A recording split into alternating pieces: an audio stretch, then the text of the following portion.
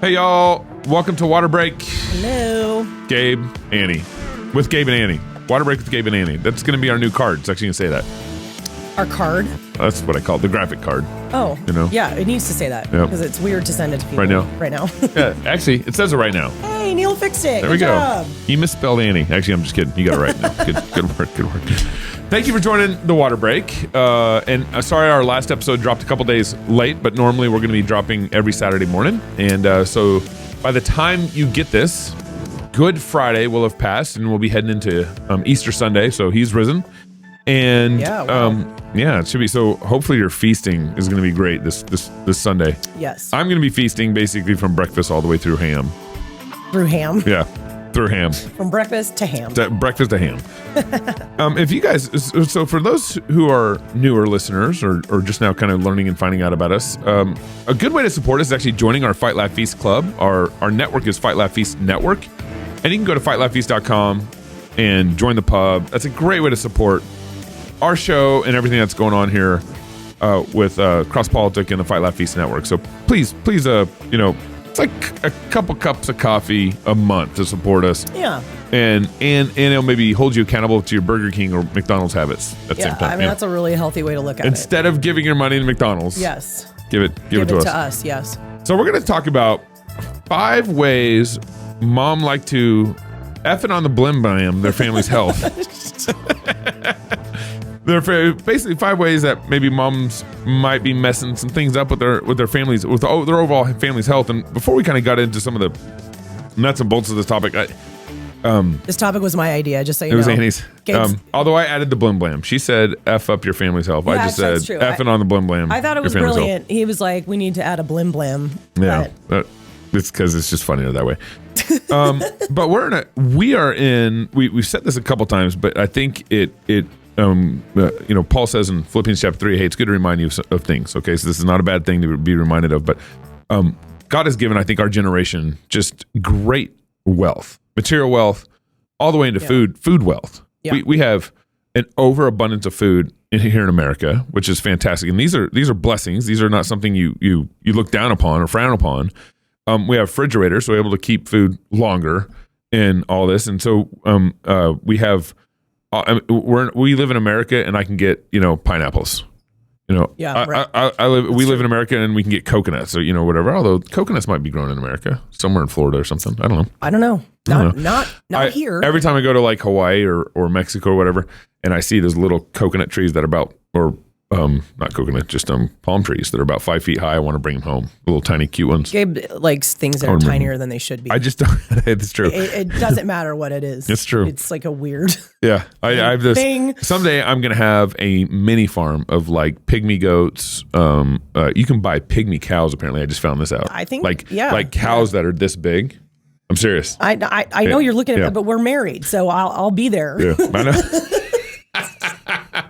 But we're gonna have a farm of it's gonna be the Wrench mini farm, and people are gonna come from all over the world to see our mini goats, mini cows, mini pigs, all over the world. Mini horses, teacup pigs. Yeah, it's gonna be a great farm. So I think those little palm trees would go well on that farm. Well, they'd be to scale, so we should look. They would be look into that. The cow's like, wow, how big this tree is, and we're like, oh. So there's a massive amount of blessing in our culture that we're living in, especially as regards to food. Yeah. But I think we're also, because of that blessing, with great blessing comes the ability to kind of start to mess things up with that blessing. Or in the scriptures, it says blessings and cursings. That blessing can become a cursing. Yeah. And so I think that, now we're in this place where, we now have to work out and go to the gym to kind of stay fit and healthy in a way that you didn't have to. It's a new time of like abundance that it's new. It's new. I mean, there's never. I don't think Samson needed to go to the gym. I don't think anyone needed to go to the gym forever because there's so much manual labor and work and travel. Even when we traveled, it was heavy and intense. Just wasn't. You just couldn't eat ribeyes every day. Yeah, you couldn't eat ice cream every day. Although Israel, I mean, they did a lot of sacrifices every day. I bet they had a lot of access to meat. They did. Well, maybe the priests more than anyone. I don't know. I haven't really thought about that, but I just think you can eat. Yeah, I think they had a lot of access to meat. But it's a time of abundance. But we're in a time of abundance, and so with that, I think also when you're blessed greatly, you need to be more thoughtful about those blessings. Yeah. And this goes with people who have a lot of money. The more blessing you have, the more thoughtful you need to be about how can I handle this and steward this well for God's glory. And I think that applies very much to food, that we need to be more thoughtful, not less thoughtful, because we have more blessing and more abundance. Right. Yeah. And that's why I think some of these conversations you guys hear us talk about with, how could a mom mess up her family's health? Well, it's, part of what we're trying to get at is, hey, we just need to be thoughtful with the blessings that God has given us. That at no point do we want to be, it's always a get to thing, not a got to. At no point do we want to be kind of bringing guilt into food, or anything really. Yeah, right. Well, especially food. I see what you mean. We just want to bring wisdom and thoughtfulness to the process, because we're living in an age. I'm sure they had obese children in the past somewhere, but we're living in an age where it's like obese children it's the norm now. It's a big deal. That's right. It was rare. It was almost never, and now it's it's everywhere, and it's on the rise. That's right. So it is something we have to recken with. And sure. So of course, there's always situations where maybe your daughter has thyroid issues, or is there something that's prompting exceptions, the gain of weight or whatever. But I would say probably most of this is coming from because we just assume, well, God gave us this, then we can just have it every night, or God gave us this and we can just, we never really have a lunch time because we're just eating all day. Right. Or something like that. An excess one way or another. Constant excess in our food. And it's showing in our bodies and in our health, in too. our health, especially with kids. You can have a kid who's just tremendously unhealthy, maybe not overweight necessarily, but their health could still be really, really poor. Right. And I see it all the time. So my wife Annie has come up with 5 ways, Mom. I need a stinger for this. 5 ways that mom could potentially effing on the blim blam their family's health. I need a stinger. Do I got a stinger for this? This is not it. I came up with 5. I'd started a list of 10. I really was like, wow, there's so many ways we can mess it up. But then I was like, okay, 5 is probably good. We could always do a part 2 later it sounds really mean and it sounds really critical. But I want to reiterate what you said is we're not just trying to load guilt on moms, especially when moms tend to already be, I don't know, have a tendency towar's guilt. No, you know what I mean? Sure, certainly. So we're not trying to add to that at all. And also, we have to talk about these things because moms are so impactful in terms of their own family's health. Yeah. There's actually just a fairly heavy burden on us. I think it's a really good one. It's something to really be thankful for and lean into. But just like the dads, and we talked about this a little bit when we talked about men last week, you guys have this heavy burden to provide for your family and protect your family. And ultimately you're responsible for the spiritual state of your family and your children. And that's very heavy. That's a heavy responsibility. So you have a lot on your plate in that regard. My family is just very difficult. It's really, really heavy. So heavy. But then moms have their own kind of burden to bear. I don't even want to call it a burden, just a heavy responsibility because we really do, because of the nature of how God made us, our daily calling, just everything, we really have an immense amount of impact on the tenor, the culture, and the health, I would say, that's right, of our family.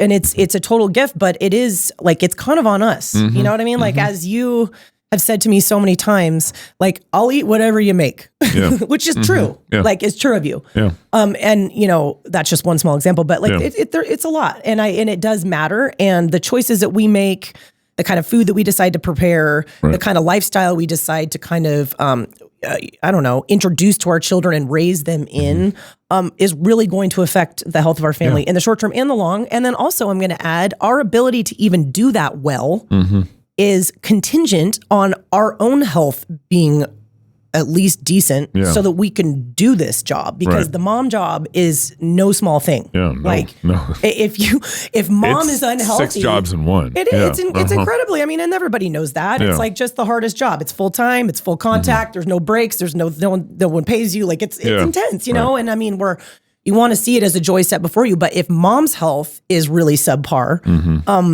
you're going to have problems. You know, like the whole show stops. You're going to be bedridden or whatever. I mean, you know, I mean, like the whole household. The extreme example of this is like the mom's bedridden constantly because she's sick or whatever. A nightmare for everybody, not just her, for everybody, right? Like the whole thing, you know, shuts down. So it's really important. It's really important. So that's why we're talking about it. So we're gonna blow some whistles here. Yeah.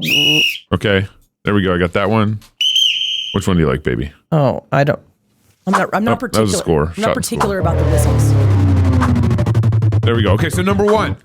Okay. What's the number one? Effing on the blim blam. Effing on the blim blam. Okay. I think this one, I was just telling Gabe, I think this one's going to offend the most people. But number one ways moms like to mess up their family's health is feeding your kids junk food all the time and or sugary home-baked foods also is included here. Okay. So we blew the whistle on that one. Okay. We're blowing the whistle on this. Okay. So listen, this is going to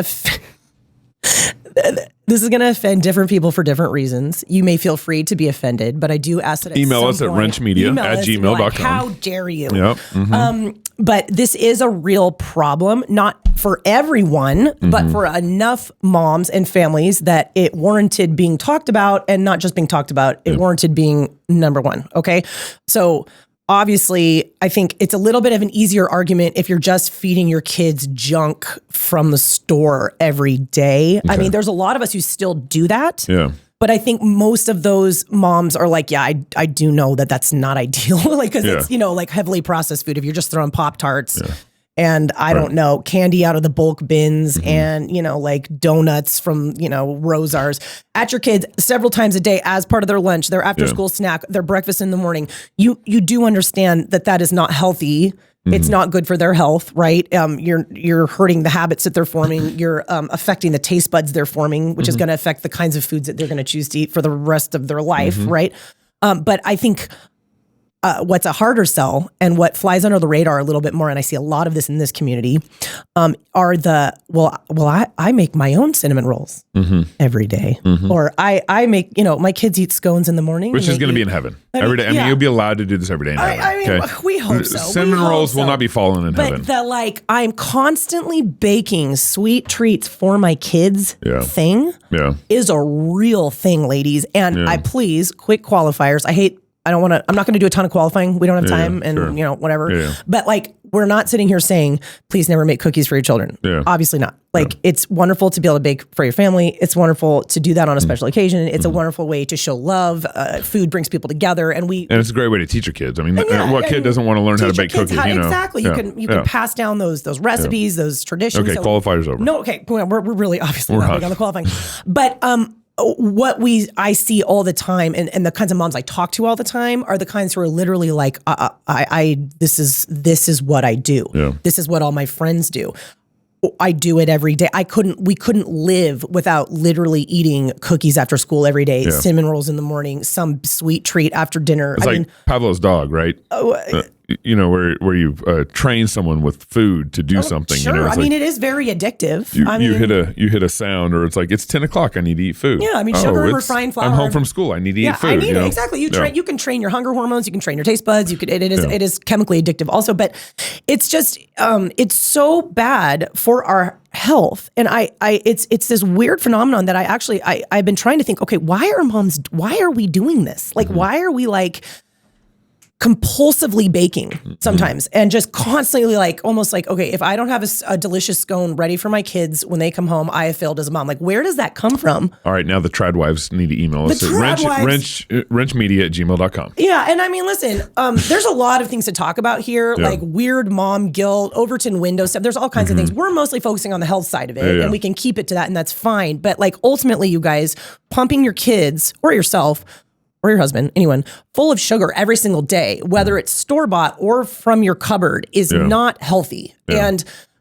I would wager that most of you families who are living in a culture like this, and again, I'm sorry, Mom, but you're the one driving it because usually you're the one baking it and handing it out. Most of y'all are not healthy. And that, yes, it could be, it could manifest in major weight issues, which often it does, at least in the parents, sometimes also in the kids. But also remember that unhealth manifests in a lot of ways. And the kind of food that you feed your kid, especially the kind of food that they are frequently eating chronically over time, affects their health in many ways. And we have kids right now, and I see these kids and I talk to their parents who are, they have gut issues, they're constipated, they're, they're not sleeping at night, they have severe eczema. I mean, every day I talk to at least one mom, and then I'm like, well, what are you feeding them? And more often than not, it's just a diet full of either processed food or just, even if it's homemade, just a super high amount of like refined flour and sugar. And it's just like these things are connected. And the thing is, as parents, we have to make these connections because kids just don't do that. Rarely does a kid say, well, I ate this earlier and then I was tired all day. I do talk to my kids that way in terms of the kinds of choices they make in attempts to look at food as more of just like, hey, what's going to help you grow big and strong and feel good?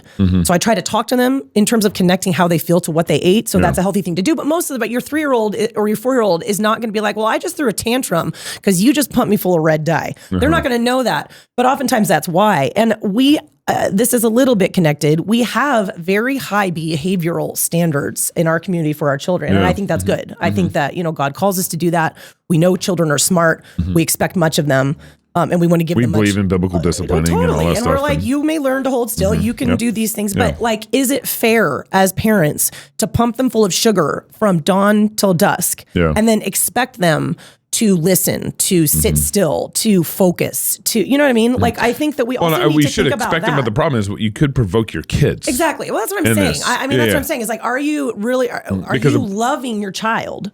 The Bible, by feeding them that kind of a constant diet of that kind of food. Are you provoking them to to anger, or what is it? Frustration? Provoking them to anger. Yeah. I think about that all the time. Ephesians chapter 6 verse 4 says, fathers, don't provoke your kids. Yeah. And one of the ways you can actually provoke your kids is set them up for failure. Totally. By giving basis. them, on a daily basis. Yeah. By keeping them high on sugar. Yeah. And it make it hard for them to obey or sit still or whatever. Yeah. I mean, it's a really big, so just a couple, and I know we got other points to get to, but a couple more thoughts is I think one of the reasons, ladies, and I have thought long and hard about this because I feel the same tendency. Like we've talked about this in past podcasts.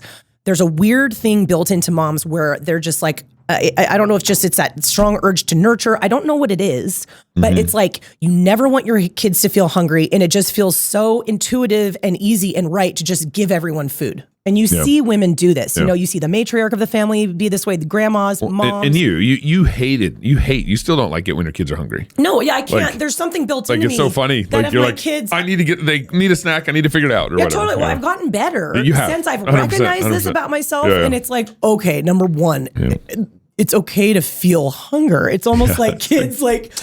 It's like you're a first world child. Totally. The hunger that you feel They're like, what is this? It's not really hunger. What is this horrendous feeling inside of my body? Hunger. Am I dying? And it's like, we're going to eat dinner in 30 minutes. You can just not eat for 30 minutes. So and we got a growing son right now where like he's wanting to eat every half hour on the half hour. And, right? it's a Goldilocks thing with your kids when they're growing, but I'm giving them, it also depends on what you're letting them eat, that too. Yeah. But whatever, there is something in moms that just intuitively, we really just want to feed our children. Yeah. So one thing to think about, and I have said this before, is that oftentimes if my gut is like, I'm just going to go get a bunch of donuts and I'll just give them to all the kids because it's a Tuesday afternoon. And they'll like it. You know what I mean? Oftentimes I find myself wanting to do that because it will make me feel better. Yeah. Not like a gift. You aren't gifting your kids. I'm not necessarily gifting the kids. You're gifting your feelings. No, I'm giving them an immediate dopamine hit for sure. So they like it. I'm giving myself a dopamine hit because I'm like, I just made my kids happy, and moms love that. It's built into us. It's not necessarily wrong. But it's good to recognize what's going on. But, you stuff your kids with a donut in the car on the ride home, then they have a blood sugar crash, then they're starving again, they eat something else, they don't eat their dinner, they're hungry right before bed, they eat something else, they don't sleep that night. Like, you know what I mean? Yeah. They wake up the next day with a headache. Yeah. I mean... disconnected from the fact, well, maybe it's because you ate a bunch of kids sugar, will not make that connection, but adults can. So I'm just, again, I'm not saying never give your kids a donut ever, never let your kids have a treat ever, but consider your motives, moms, for why you are constantly stuffing sugar in front of your kids. And remember, yes, we want to be looking at things like managing our weight, managing basic health markers, things like that. If your kid has eczema, you might want to look at what you're feeding them. If your kid has headaches all the time or they can't poop, you might want to look at what you're feeding them.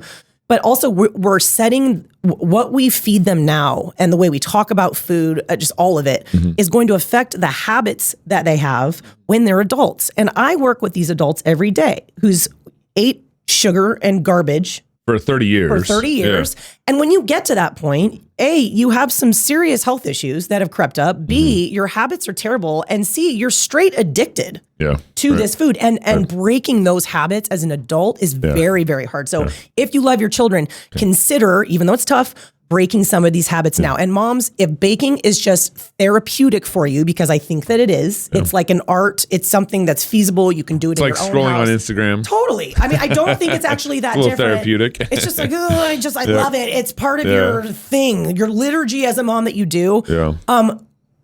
Swap out. Find something else therapeutic that you can reasonably do and the season of life that you're in, or give your baked goods away. Okay. Yeah. There's different things that you can do. Bless your neighbors, whatever it is. And again, you can bake, but if you are doing this every single day, all the time, and it is like this huge majority part of your family's food culture, you want to address that. Yeah. You really want to address that. And it doesn't matter what community you're in or what your friends are doing. You want to deal with your own family and make the changes that you need to make. So we need to push this. That's number one. But before we go on past number one, I think one of the easiest ways also to do this is, is to create, we're Christians. So we believe that once a week we get ready for Sunday, we get ready for church. And so we have what we call Sabbath dinner. Right. That's Saturday night, and it's just a big party dinner. It's a feast. It's a feast. It's a feast. It's a huge feast, and we give our kids wine as part of that, and so they get to experience and learn how to drink wine healthily and in wisdom, and they're under the whatever government drinking age. I don't even care what it is anymore. That's the one dinner, the one meal where we have dessert sometimes. And we usually have ice cream afterwards, and we have it's a 3 or 4 course meal kind of thing, and he's making us sound fancy. No.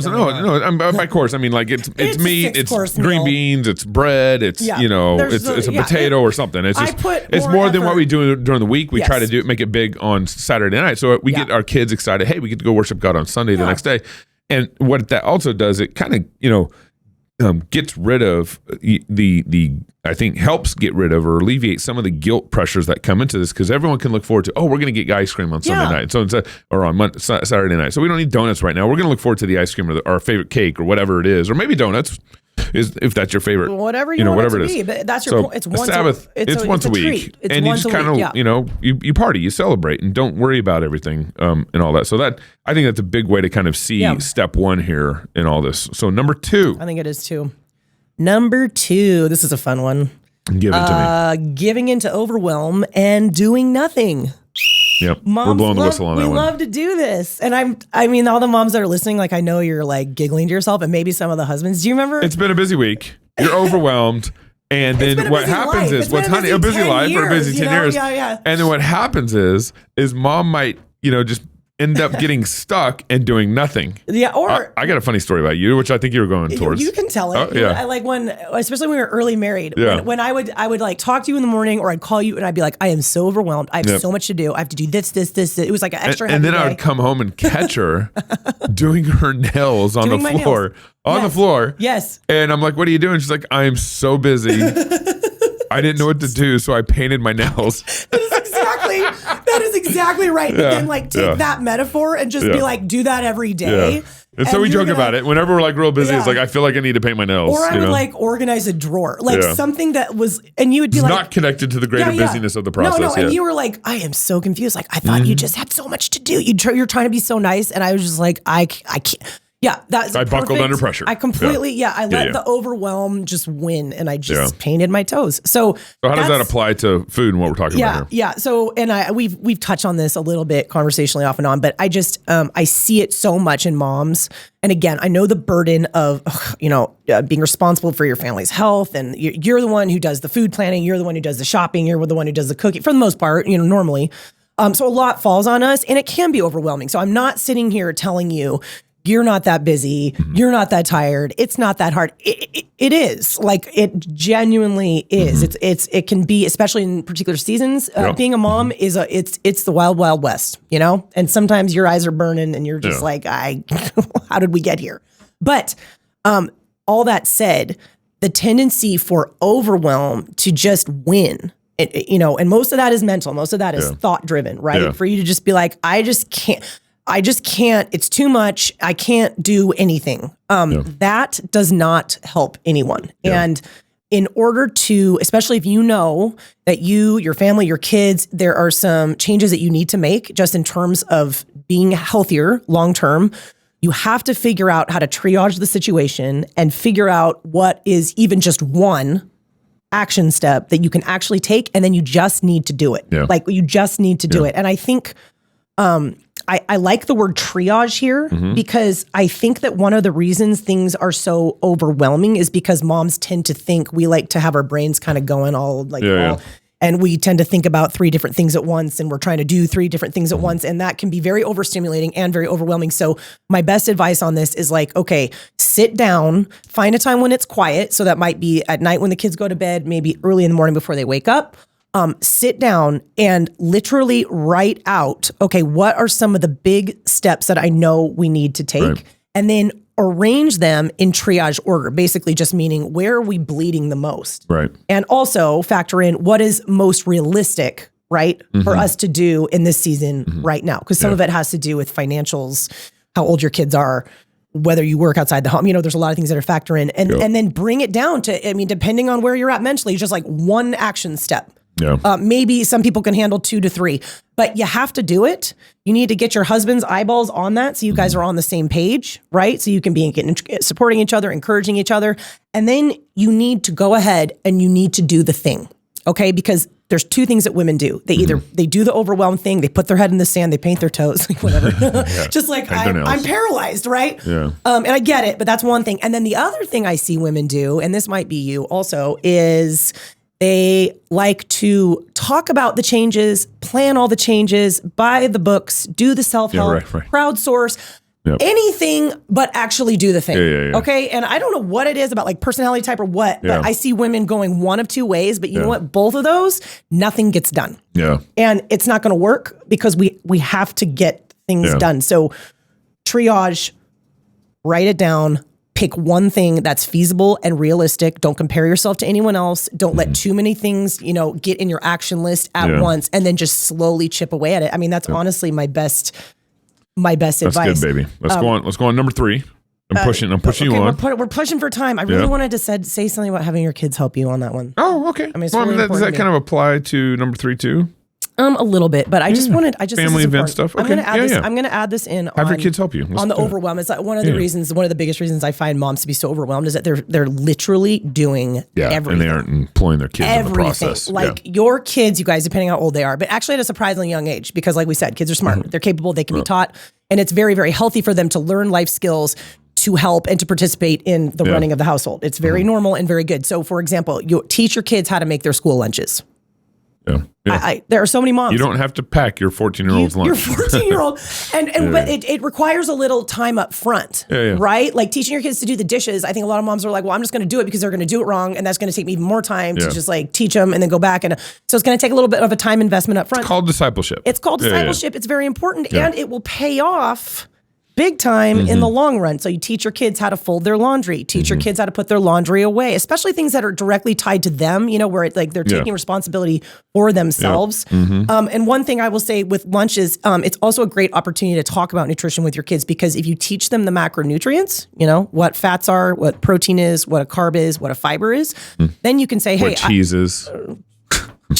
Cheese gets its own. Cheese is number 5. Maple syrup, because that's on the food pyramid. Train hospitals and manufacturing. You only need 4. Teach them what they are, and then just say as a requirement in your lunch, I want 1 of each, and that's fantastic. And that's I know full-grown adults who can't do that. And that's one of the reasons. I still can't. Yeah, Gabe's like, I watch my kids do it. Yeah, and they do it really well. And they get the meat, and they get the cheese, and they get whatever they fill out those 4 categories. They do a little bento box, and so it's been great. Like it's one less thing for mom to do, and it's something that they're fully capable of doing, and they're learning also. So, and I'm now bringing my son into my barbecue smoking meat process, and he comes out and helps me now. Well, he loves it too. He likes it a lot. Yeah, he's 9 years old and everything. So it's just a fun learning how to way to do base it. things. And Yeah. All right. Number 3. okay, number 3. This is do you like this one or do you hate 3, an ability. the inability? Oh, because you say 3 there.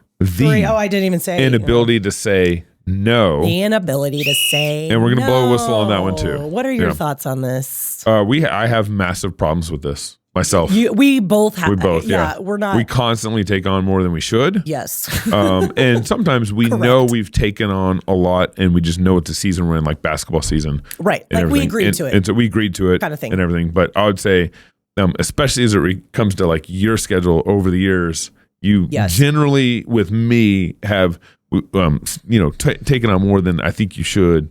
And then we kind of got to rearrange and get back to square one. Yeah. So, is that true? It's true. I mean, like I'm smiling because it's and I'll say, because it's probably most wives' challenges. Like you want to do so much. You guys are gifted to multitask. Yeah. And so you think, I can just multitask one more thing in this whole schedule. Oh, totally. Well, and I think, a couple things, like depending on the situation. Number one, traditionally, dad's a breadwinner, right? So not traditionally, biblically. Biblically, dad's a breadwinner in most cases. So it's a little different. Like I work outside the house, but my biggest, most important job is like running our household, making sure that you're doing well, making sure that our kids are thriving. So I have to be a little more careful and aware of how much energy I give, just really not just to work outside the house, but anything that is kind of second tier, right? Outside of my most important priority, right? Which is my own family. Yeah. And it's very easy as a wife to kind of mess those priorities up a little bit, even if you don't realize it, or just not allocate your energy well, because we also, our bodies are a little bit more sensitive to stress most of the time than men are. So we can't quite take as much of a beating on the stress side of things. So we have to be careful with that. And women also seem to, for the most part, have a harder time saying no to people for all kinds of weird, irrational reasons. Like, I don't want to let them down, or I just felt like I had to say yes, or oh my gosh, what will other people think? Or like, and guys, again, there's exceptions to everything, but guys don't tend that way as much. So I think if you put all those things together, it's a perfect storm to just saying yes to way too many things. And then, you see two things happen.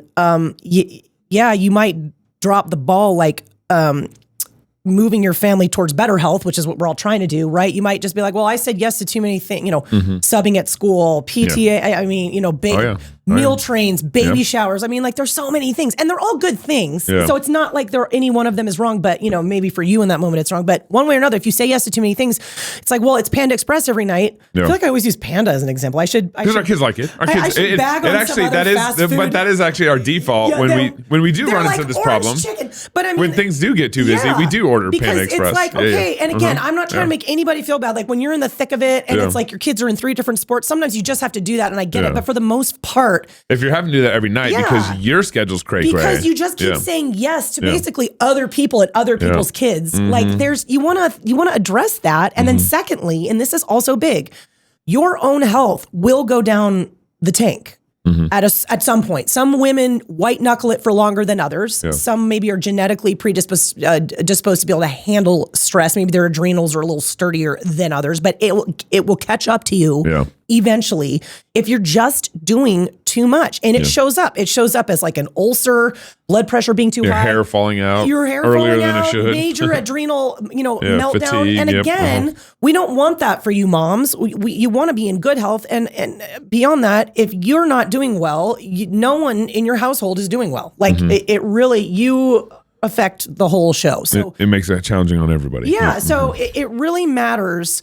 And it's actually Andy's not allowed to get sick in our house. That's one of the husband's rules. When I'm sick, it is not good. Yeah, that's so true. So I mean, so don't. I guess I just have your finger on the pulse of that, because the what do they call it? I think Mindy Pelz calls it the rushing woman syndrome. Like literally, it's a thing where it's just like go, go, go. Yes, yes, yes. What else can I fit in?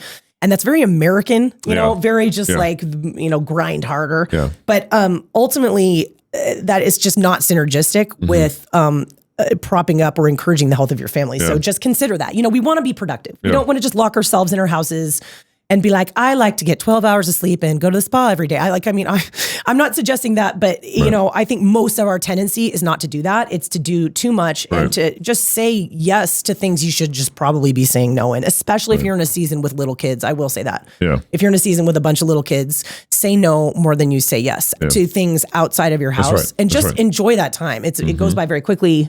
It's very time and energy. It just takes a lot out of you. From a theological, foundational relationship that you build with your kids, the concrete hardens way faster than you realize. So early. I would not believe.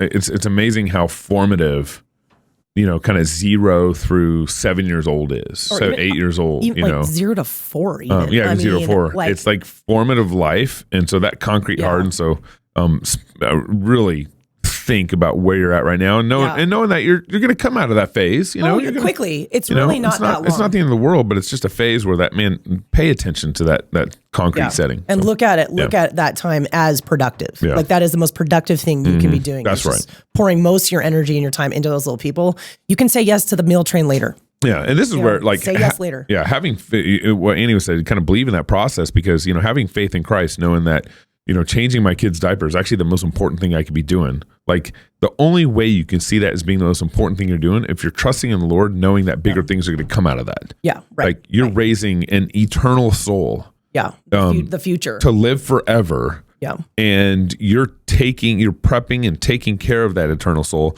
And you want to lay that foundation well with that child, and so the only way you can look at like this is the most productive thing I can do in the world right now is like having faith in Christ that this is what He's commanded you to do, and knowing that the fruit is going to be bigger than what the seeds you're planting there. So that's all right. We on number 4. Number 4. I love this one. Not nearly communicating. Ooh, I like this one too. Not clearly. Sorry, not clearly or nearly. Communicating to your husband, and yourself what you really need. Yeah, we're gonna blow a big whistle on that one. That's at least maybe a double whistle. This is a huge one. Just basic communication from the wife, and part of what you probably, I don't know if you say this, but part of what you're getting at here is, you're pretty open with me, but even sometimes you struggle to tell me everything you're thinking. Yeah. You are, women are a way deeper well than men. True. Everyone knows that their husband needs food and sex. I mean, like that's it. Yeah. He's got a full gas tank and maybe a little bit of sleep, not as much as you think, but it's women are a deep well, and so sometimes it's hard for them to communicate, but they want their husband to know. Yeah. Right. Well, you're so right. I don't know if you're getting there, but I kind of am. Yeah. And I mean, we could go so many ways with this. Yeah. Obviously, women, we tend to be more emotionally complicated. We tend to be complicated in every way. Mm-hmm. On the health side of things and kind of what we're specifically talking about. Yes, I think that women are very good at ignoring their own needs and or expecting their spouse to just sort of know what it is that they need. You know what I mean? When it's like these poor dudes, ladies, I don't know if you guys have figured this out yet or not, but like they're not mind readers. Yeah. and they're not, they just don't. And Annie's not saying I'm dumb, but he's very smart, but a non-mind reader. And so many times actually I see in situations where I'm talking to like an exhausted mom, with regards to nutrition or health or whatever. And I'm like, well, why don't you just ask your husband to make, to get a weekly babysitter at this time so that you can do this thing? And I mean, I can't even, like, most of the time the mom is like, oh, like it never even occurred to her to just be like, can we do this? Like suggest it, like just suggest it, because he may not. I mean, sometimes guys are really good and they see a need and they're like, hey, I'm going to get you a massage. You need one. You know what I mean? And that's great. And husband's good on you when you do that. But sometimes, I mean, you guys are busy. You're doing your own thing. You're not there all the time. Like you just don't always know. I mean, if you could just get on the same page with your spouse, communicate, have conversations, and tell them what it is that you think that you need. Yeah. I mean, it could literally be a new vacuum. I just got a new vacuum. Yeah. And she walked around the first 2 weeks just vacuuming constantly. With it. And I mean, I know that's it's kind of a silly example, but like I live on a farm. Yep. It's filthy in there. Dirt and hair. And we have 2 dogs. Yep. We just got an Aussie who sheds way more than our other dog. Who hates me. And I was like, I bought a dog that hates me for my daughter. Yeah. We could do a whole podcast on that. It's a problem. But like I spent a month just in utter frustration with this older, clunkier vacuum that just was not cutting it. And then finally I was just like, okay, you know what? Gabe, buy me a vacuum. And he did some research and got me a great vacuum. Yeah. And I'm so happy. See, most husbands do want their wives to be happy. That's what I'm saying. And within reason, they're usually very happy to accommodate. Husbands are solution oriented. And they want their wives to be happy and to be thriving. Yeah. And you just sometimes need to say what it is that you need. I mean, that literally, and this is a big one, and this is a hot tip for you ladies. Sometimes on the meal planning or just like weekly planning, a lot of that does end up being meals, which we all have to do. Sometimes it really helps to leave. Like, take an hour and go to a coffee shop. Like, especially if you have little kids and they're just everywhere and there's really no quiet time, because you know how it is. If dad's sitting at the table, the kids might leave dad alone. If mom's sitting at the table, kids will be like, Mom, define a black hole. Mom, how many times do you think I could? I mean, like, there's just no. Well, and the kids come and ask me for a snack, and I'm like, go ask your mother. You're like, ask your mom. Yeah. So, and it's because wonderful. I'll give them cookies. I got dad guilt. I mean, it's just, it doesn't always work to be at home. And sometimes just leaving, just getting in the car and your husband being like, go, I got it. See you in an hour or two, whatever you need, and you just go to a coffee shop and you can think and you plan and you get all the meals planned. It's a wonderful feeling, and what an easy solution to a problem. You know what I mean? But again, you just need to ask for it. You need to suggest it. And that could be true of, getting a mother's helper, maybe having a house cleaner come in to do some deep cleaning once a month, even, getting a gym membership, because working out at home is not working for you. It's about impossible for a mother who's got kids running around out at home. And moms are like banging their heads into walls. And I'm like, just make a change.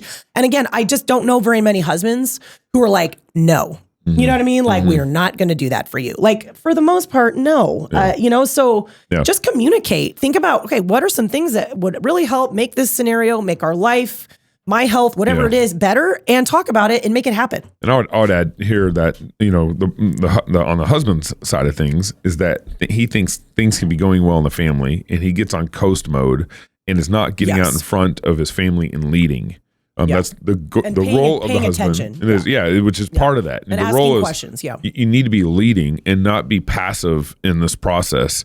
And you need to be proactively. We tried to. We haven't done this the last couple of weeks, but me and Annie tried to go out once a week. It had been Sunday nights. Yeah. And that's just a great time to download and talk about. We talk about the show. We talk about the things that we're doing, and talk about the kids and talk about make changes, whatever we're doing, and especially during the summer we do that. We actually do that pretty well during the summer because it's really healthy. It's easy, especially if you're busy. During homework week, during school we got homework at night. It's a lot harder to get out and do our thing. But husbands, you need to lead your family and not be just passive or just coast. Just think everything's going well and coast. That's just it's awful tendency, and it really can provoke not only your kids but your wife. Your wife can get very frustrated in that. So totally. Number 5. This is our last one. And this is a big one. And this is a big one for women in general. And it definitely trickles down into the health fitness space big time. And that is... don't effing blim blam. Don't effing blim blam. This is women feeling pressure or judgment. I'm going to put air quotes around it. Where there is none. Don't let that happen. We're blowing the whistle on that one. We're blowing the whistle on that one big time, because women are so good at telling themselves that, like someone will think badly of them or someone will judge them or whatever if they do this thing or that thing, or they don't do this thing or that thing. And it's 100% not true. And so the only person keeping them from doing the thing that they should do is them. Yeah. Okay. Now, are there judgy Karens out there? Yeah. They're in every community. We've seen a few. We've seen a few. I think they're the exception and not the rule. Yeah. And should we care about what the judgy Karens think? Absolutely not. So we need to get over that. Yeah. But for the most part, and let me illustrate this with some examples. So like when I talk to women a lot of times on the nutritional side, and this kind of comes back to point 1 with all the baking all the time. When I point out like, hey, you're eating cookies and bread and scones every single day, that's part of the reason your insulin is so high, and you need to consider stopping that. One of the first or most common reactions I get is, that's just such a huge part of my culture, my community, my family, it's like, it's what everyone else is doing basically, which frankly is a terrible argument to do anything. Yeah. And if you are not healthy or the trajectory of you and your family's health is not good, that is a terrible, terrible reason to give anyone, including yourself, for why you do it. Okay. And I know I sound kind of mean right now, but that's just true. And the sooner we can all learn that lesson, the better. Okay. I hear this about going to the gym a lot. Like, well, I'm just, none of my other friends lift, or I'm embarrassed. Sometimes women won't admit this one, but it's going on in their heads a lot. They're like, well, everyone else will be looking at me, and what if I do things wrong? And the truth is, no one's looking at you. Nobody cares. Everybody's thinking the same thing about themselves. And like, nobody is judging you. Nobody is looking at you. Everybody at the gym is usually pretty dang nice. And you're just telling yourself that lie. And because of that, you're not going. Maybe in high school, you're getting judged, but I mean, you're a mom. Your average, you're a mom. Your average family gym has, on average, the nicest people you will ever meet there. And it's just, we are so good at telling ourselves untruths in our heads. Not Planet Fitness. I mean, they allow men to use the women's locker room. Don't go to Planet Fitness right now. Don't go in the locker rooms. Don't go in there, but separate conversation. So my whole community bakes. My whole family eats unhealthy. Yep, I hear that a lot. None of my friends lift weights. What will people think? Yep, we just talked about that one on the floor. Yep. Yeah. And the next one is this kind of ties into whatever number it was, where it was the inability to say no. This ties into that kind of that whole like, well, what will people think of me if I don't go to every single baby shower? What will people think of me if I don't sign up for every single meal train? What will people think? And honestly, they will think nothing. Like nobody cares. Like nobody knows. Everybody understands. Again, there might be a Karen or two there, but we don't care what she thinks. She has her own set of problems. But like, you're putting pressure on yourself that is not real, right? I mean, it's real in that you're doing it, but it's you're telling yourself that it's coming from the outside, and nobody cares. Like, if you stop baking cookies every day after school, no one is going to walk up to you and be like, I heard you weren't baking cookies after school. Like, what's up with that? Like, that's wrong. Like, let's schedule a visit from the elders. Or from CPS. Or CPS because of the non-cookie baking that's going on here. It's like, we are so good at lying to ourselves. I mean, that's basically what we're doing. Yeah. And it can result in big time bad behaviors or us not doing something that we should be doing. So I just think women in general, in the spectrum of our whole lives, but specifically when we're talking about health and fitness, really assess when you are concerned about what someone else might think, or why you want to do something, or why you can't let something go. Really ask yourself the reason why, because a lot of times it's you caring about somebody's opinion who you shouldn't care about, or literally making that opinion up, which it happens all the time. Probably, it's a ghost opinion or whatever. And this is where, just really want to be grace-driven and not guilt-driven. You don't want to, you don't want to look at your dinner around the table as a guilt thing. You don't want to look at snacks with with your kids as a guilt thing. You want it to be a blessing, but the kind of blessing, the mom can give her snacks in a way where it's not a blessing to the kids. Totally. So you want to think about it in such a way, and that's what we're trying to, maybe help you think through this, is that you look at all this in such a way where it's grace-driven, and that, so the Bible says, don't boil a kid in its mother's milk. So don't boil a little baby goat in its mother's milk. In other words, that which is made to give life, which is the mom is made to give life in her family, and you don't want to boil your kids in your baking, or boil your kids in your snack time, or boil your kids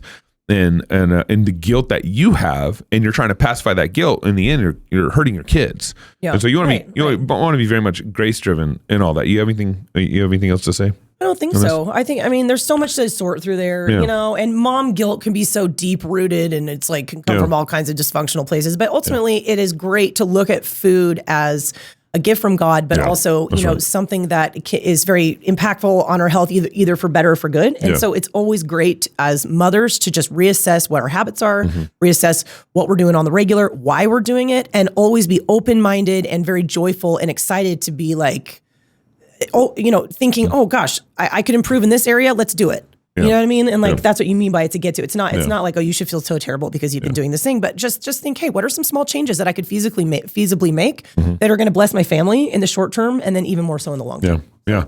And I think this goes back to the very beginning of the show, where it's like, if you structure your week, so right now, probably the average American family, probably, eats pretty well Monday through Friday, Monday through Saturday. They're eating a decent meal, or eating a decent McDonald's, or eating a big size, Panda or whatever. But if you actually structure your week in a way where you're eating kind of healthier foods, and you aren't having snacks after dinner, which you've talked about a lot, and all this stuff, like you you get to the feasting day that you have on Saturday night. You actually get to enjoy that more. It's actually more enjoyable. It's more exciting. It makes it more special. It's more exciting. It makes the Lord's Day more exciting because it's like, wow, I get to, party over here. But because we're such an abundance culture with food, we just think, we'll just have a lot of food Monday, have a lot of food Tuesday, we'll have food. Every day's a feast day, right? Every day's a feast day, and then it's like, well, then Saturday really isn't. Sunday, Sabbath dinner is really not a feast. It's just another dinner that you put on the table. Right. That's a really good way to look at it. And so it's a good way to look at it, and it does make it more special when you're not having it all the time. Yeah, that's right. Well, so let me hit this button here. There we go. There it is. There it is. Exit music. Thank you for joining Waterbreak with Gabe and Annie. It's good to be with you. And don't forget, our conference is going to be Prodigal America. Go to prodigalamerica.com. Join us in October. And then lastly, follow Annie on Instagram. What is it on Instagram again? Annie M. Wrench. Annie M. Wrench on Instagram. That's where she does a lot of her, blogging, if you want to call it that. And then, of course, if you have any questions, you can email us, RenchMedia@gmail.com. Thank you for tuning in. Yes. Yep. See you guys later.